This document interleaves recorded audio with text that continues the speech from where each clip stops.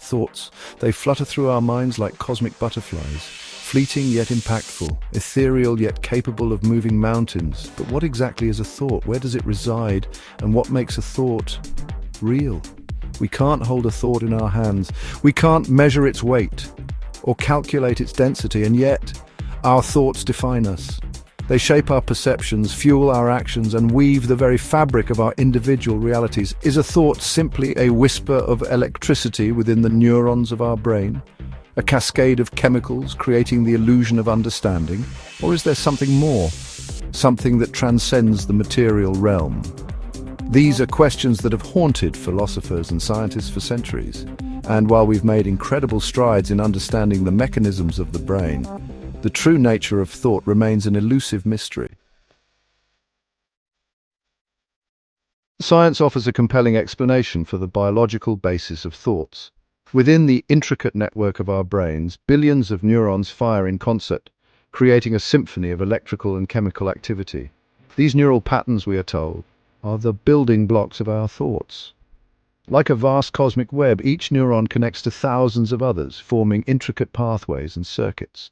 When we experience something new, when we learn, when we remember, these connections strengthen or weaken, altering the flow of information through our brains. Through sophisticated imaging techniques, we can now observe these neural networks in action. We can see different areas of the brain light up as we engage in various cognitive tasks.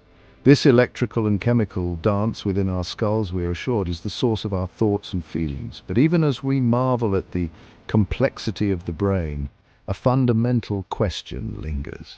How does this intricate dance of neurons give rise to the subjective experience of thought? Each thought, you see, is not merely a dry equation or a cold calculation. It's infused with meaning, colored by emotion, and tethered to a lifetime of memories.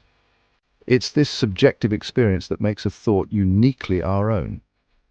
Think about the taste of your favorite meal, the sound of a loved one's laughter, or the memory of a childhood dream.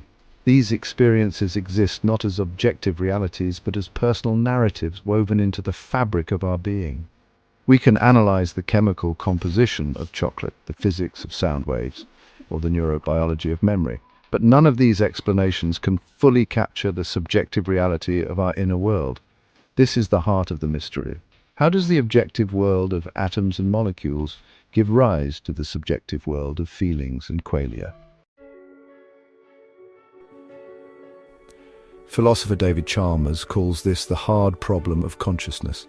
It's the challenge of explaining how physical processes in the brain give rise to the subjective experience of awareness.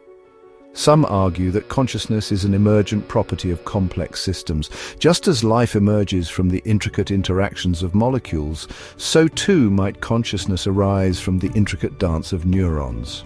Others believe that consciousness is fundamental, a basic property of the universe, like space and time. In this view, the brain doesn't create consciousness, it receives it like an antenna tuning into a cosmic broadcast. The debate rages on, with no easy answers in sight. But one thing is clear: the subjective experience of thought is a fundamental aspect of the human condition. And what an impact these thoughts have had.